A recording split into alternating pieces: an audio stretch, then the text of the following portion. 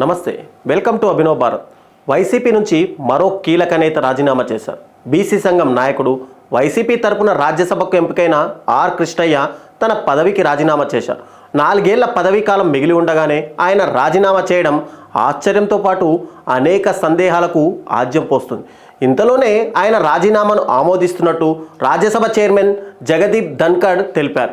AP నుంచి రాజ్యసభకు ఒక సీటు ఖాళీ అయినట్టు బులెటిన్ విడుదల చేశారు. తెలుగు రాష్ట్రాల్లో బీసీ సామాజిక వర్గానికి నాయకత్వం వహిస్తున్న కృష్ణయ్య గతంలో ఎల్బీ నగర్ నుంచి టీడీపీ ఎమ్మెల్యేగా గెలిచి ఆ తర్వాత బీఆర్ఎస్కి మద్దతు ఇచ్చారు. 2022లో ఎవరు ఊహించని విధంగా ఏపీలో అధికారంలో ఉన్న వైసీపీ కృష్ణయ్యకు రాజ్యసభకు పంపింది.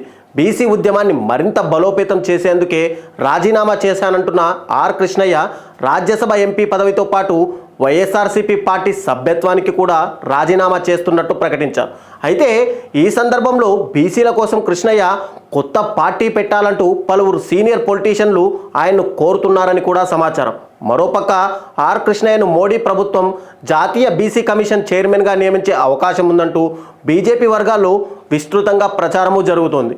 ఇటీవల కృష్ణయ్య జన్మదినం సందర్భంగా ప్రధాని మోడీ, అమిత్ షా స్వయంగా ఫోన్ చేసి శుభాకాంక్షలు తెలిపారు.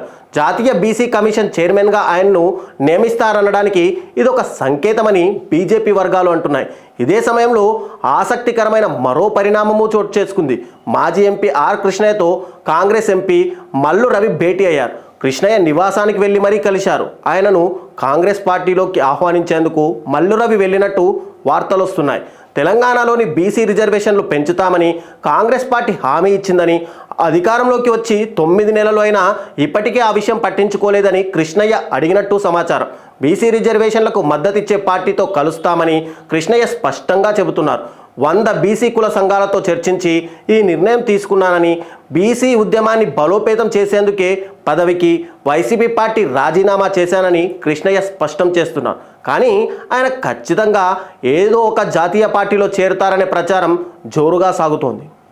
నాయకులారా, మీ పనితనం మీ అధినాయకులకు తెలియజేయాలనుకుంటున్నారు. ప్రజలారా, మీ సమస్యలను మీ నాయకులకు తెలియజేయాలనుకుంటున్నారు. ప్రజా సమస్యల పరిష్కార వేదిక మీ అభినవ్ భారత్.